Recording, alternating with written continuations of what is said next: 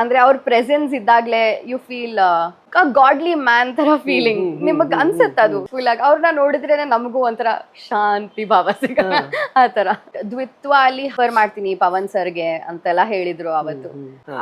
ಅದೊಂಥರ ತುಂಬಾ ಕಷ್ಟ ಆ ಮಧ್ಯದಲ್ಲಿ ಇರೋದು. ನೀವು ಬೆಳಿತಾ ಬೆಳಿತಾ ಆ ಅಹಂ ಇನ್ಕ್ರೀಸ್ ಆಗ್ತಾರೆ ಆ ತರ ಒಂದು ಪ್ರೆಸೆನ್ಸ್ ಮೇಂಟೈನ್ ಮಾಡ್ಬೇಕು. That is the most powerful. ಅವ್ರ death it was like a phenomena. 1 decade first of all ಗೊತ್ತೇ ಆಗಲ್ಲ, ಟೈಮ್ ತುಂಬಾ ಬೇಗ ಹೋಗುತ್ತೆ. ಸೀರಿಯಲ್ ಇಲ್ಲಿದ್ದೆ, ರಿಯಾಲಿಟಿ ಶೋ ನೋಡಿದೀನಿ, ಬಿಗ್ ಬಾಸ್ ನೋಡಿದ್ದೀನಿ, ದೊಡ್ಡ ಬಿಗ್ ಬಡ್ಜೆಟ್ ಮೂವೀಸ್ ವೇದ ತರ ನೋಡಿದೀನಿ, ಲಿಟಲ್ ಸ್ಮಾಲ್ ಬಡ್ಜೆಟ್ ಮೂವೀಸ್ ನೋಡಿದೀನಿ. ಒಂದೊಂದ್ಸತಿ ನಾವು ನಮ್ಮನ್ನ ಬೇರೆ ಆಕ್ಟರ್ಸ್ ಜೊತೆ ಕಂಪೇರ್ ಮಾಡ್ಕೊಳ್ತೀವಿ.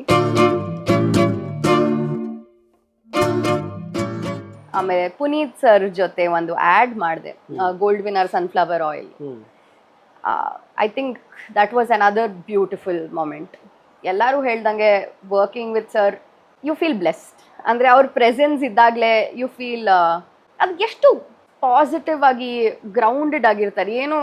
ಏನು ಜಾಸ್ತಿ ಇಲ್ಲ, ಏನು ಅಂದ್ರೆ ಒಂಥರ ಯು ಗಾಡ್ಲಿ ಮ್ಯಾನ್ ತರ ಫೀಲಿಂಗ್ ನಿಮಗ್ ಅನ್ಸುತ್ತೆ ಅದು. ಹಿ ಇಸ್ ಸೋ ಗಾಡ್ಲಿ, ಅವ್ರ ಪ್ರೆಸೆನ್ಸ್ ಇಸ್ ಸೋ ಗಾಡ್ಲಿ. ಅದು ಸುಳ್ಳಲ್ಲ. ಎಷ್ಟು ಜನ ಹೇಳಿದ್ರು, ನಾನು ಎಷ್ಟು ಸತಿ ರಿಪೀಟ್ ಮಾಡಿದ್ರು ದಟ್ ಇಸ್ ದ ಟ್ರೂತ್. ಅದನ್ನ ಯಾರು ಸುಳ್ಳು ಹೇಳಕ್ಕಾಗಲ್ಲ. ಈಗ ಸ್ಟಾರ್ಸ್ ಅಂದ್ರೆ ಅವ್ರ ಸುತ್ತ ಒಂದಷ್ಟು ಜನ ಇರ್ತಾರೆ, ಒಂದು ಸರೌಂಡಿಂಗ್ಸ್ ಕ್ರಿಯೇಟ್ ಮಾಡ್ಕೊಂಡಿರ್ತಾರೆ, ಅಥವಾ ಅವ್ರು ಬಂದಾಗ ಎಷ್ಟು ಸ್ಟಾರ್ ಬಂದ್ರು. ಬಟ್ ನಾನು ಬಹಳ ಜನ ಹೇಳೋದು ಕೇಳಿದೀನಿ, ಅಪ್ಪು ಸರ್ ಬರುವಾಗ್ಲೂ ತುಂಬಾ ಸಿಂಪಲ್, ತುಂಬಾ ಸೆಟ್ಟಲ್ಲಿ ಎಲ್ಲರೂ ಹೇಗೆ ಬರ್ತಾರೆ ಕಾಮನ್ ಮ್ಯಾನ್ ತರ ಸಿಂಪಲ್ ಆಗಿ ಬರ್ತಾರೆ, ಸಿಂಪಲ್ ಆಗಿರ್ತಾರೆ. ಯಾವಾಗ್ಲೂ ಸ್ಮೈಲ್ ಮಾಡ್ಕೊಂಡು ನಡ್ಕೊಂಡು ಹೋಗೋವಾಗ್ಲೂ ಸ್ಮೈಲ್ ಮಾಡ್ಕೊಂಡು ಹೋಗ್ತಿರ್ತಾರೆ. ವೆರಿ ಪೀಸ್ಫುಲ್ ಆಗಿ. ಅವ್ರನ್ನ ನೋಡಿದ್ರೇನೆ ನಮಗೂ ಒಂಥರ ಶಾಂತಿ ಭಾವ ಸಿಗ ಆತರ.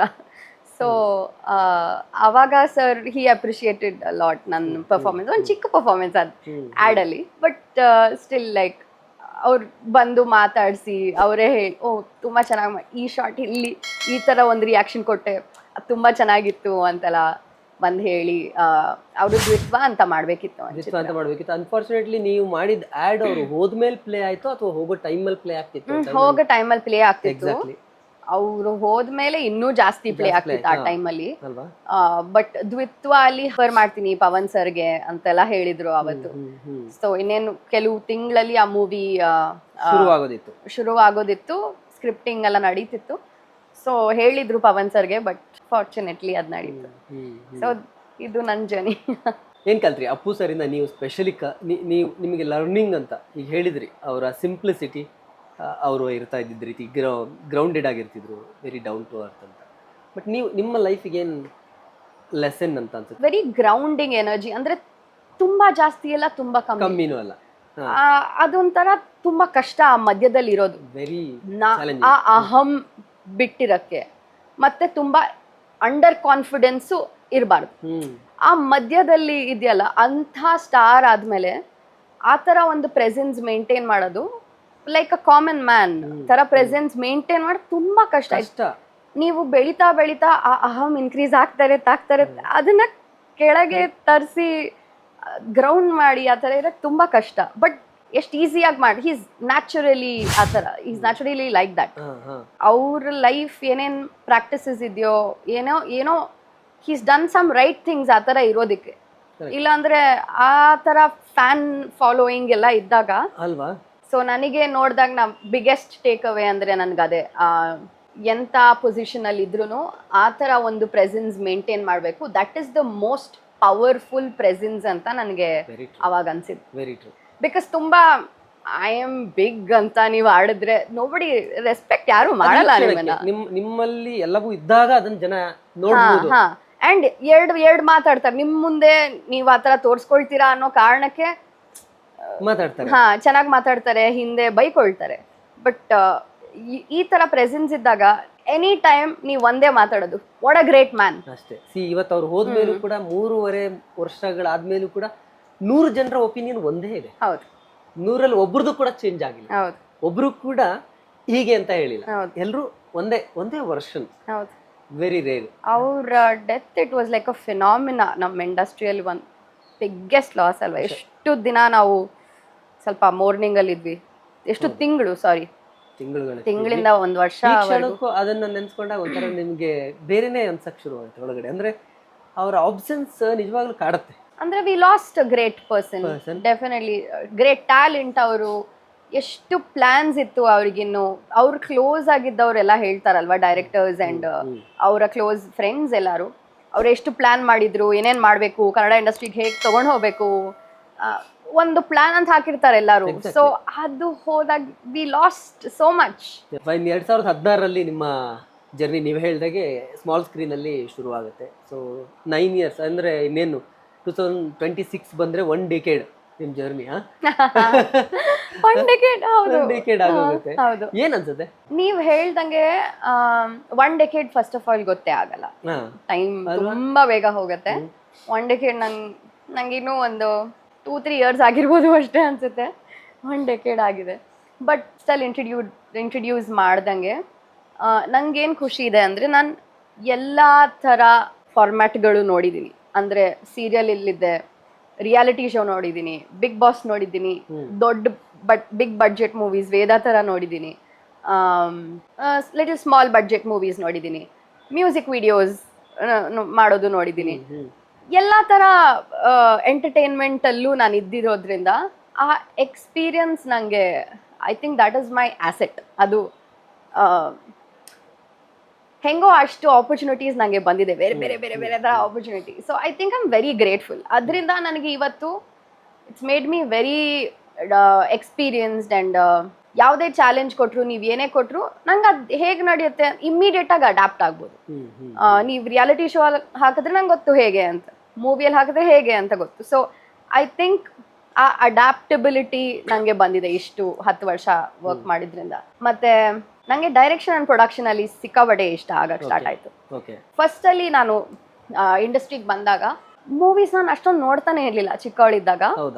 ಅಂದರೆ ಸಾಂಗ್ಸ್ ನೋಡ್ತಾ ಇದ್ದೆ ತುಂಬ. ಇವಾಗ ಮಾಧುರಿ ದೀಕ್ಷಿತ್ ಅವ್ರ ಸಾಂಗ್ಸು, ಹಳೆ ಕನ್ನಡ ಮೂವಿ ರಾಜ್ಕುಮಾರ್ ಮತ್ತೆ ಕಲ್ಪನಾ ಅವ್ರ ಸಾಂಗ್ಸ್, ಅವರಿಬ್ರು ಆಕ್ಟ್ ಮಾಡೋದು, ಕಲ್ಪನಾ ರಿಯಾಕ್ಷನ್ ಕೊಡೋದು, ಅದೆಲ್ಲ ನಾನು ಇಮಿಟೇಟ್ ಮಾಡ್ತಾ ಇದ್ದೆ ಸುಮ್ಮನೆ. ಸೊ ಇವಾಗ ಏನೋ ಒಂದು ರಿಯಾಕ್ಷನ್ ಮಾಡ್ತಾಳೆ, ನಾನು ಅದು ಮಿರರ್ ಮುಂದೆ ಹೋಗಿ ಮಾಡೋದು, ಆ ಥರ ಎಲ್ಲ ಮಾಡ್ತಿದ್ದೆ.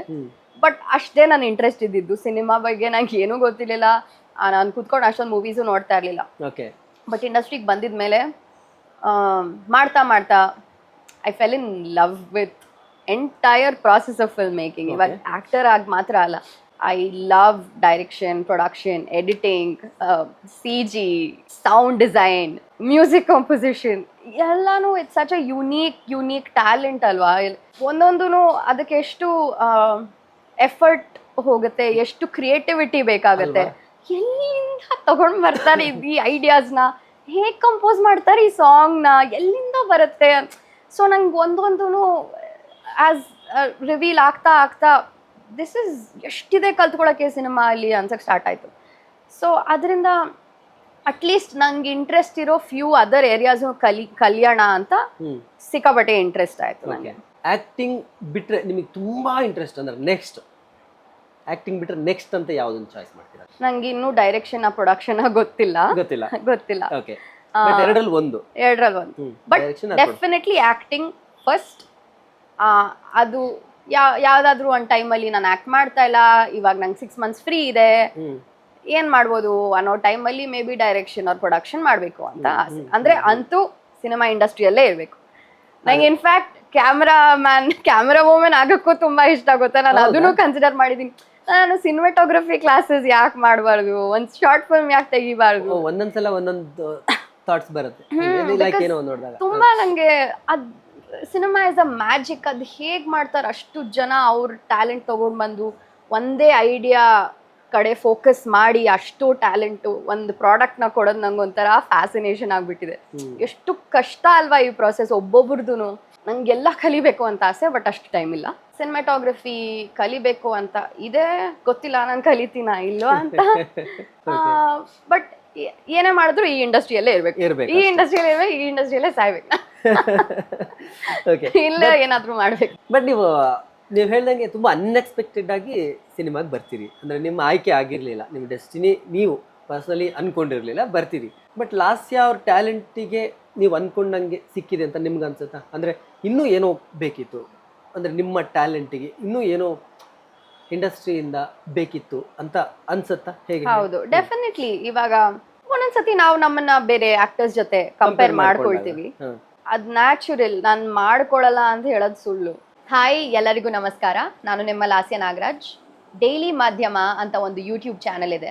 ಅದರಲ್ಲಿ ಎಲ್ಲ ಥರ ಎಂಟರ್ಟೈನ್ಮೆಂಟ್ ನ್ಯೂಸ್ ನಿಮಗೆ ಸಿಗ್ಬೋದು. ನಾನು ಕ್ಯಾನಡಾಲ್ಲಿ ಕೂತ್ಕೊಂಡು ದಿನಾ ಒಂದು ಕಳಿಸ್ತಾ ಇರ್ತಾರೆ ಇವರು. ನಾನು ಏನೋ ಇಲ್ಲಿ ಏನು ನಡೀತಿದೆ ಅಂತ ಎಲ್ಲ ನಾನು ಡೈಲಿ ಮಾಧ್ಯಮದಿಂದನೇ ನಾನು ಕ್ಯಾಚ್ ಅಪ್ ಮಾಡಿದ್ದು. ಮತ್ತು ಸೊ ಇವ್ರ ಚಾನೆಲ್ ಎಂಟರ್ಟೈನ್ಮೆಂಟ್ ಪ್ಲಸ್ ಇನ್ಫಾರ್ಮೇಷನ್ ಎರಡು ನಿಮಗೆ ಕೊಡ್ತಾರೆ. And it is all factual and it is really interesting. ಅವರು ಹೇಳೋ ರೀತಿ ತುಂಬ ಇಂಟ್ರೆಸ್ಟಿಂಗ್ ಆಗಿರುತ್ತೆ. ಸೊ ನೋಡಿದ ತಕ್ಷಣ ನೋಡ್ತಾನೆ ಇರಬೇಕು ಅನಿಸುತ್ತೆ. So subscribe, like and share daily ಮಾಧ್ಯಮ. Thank you.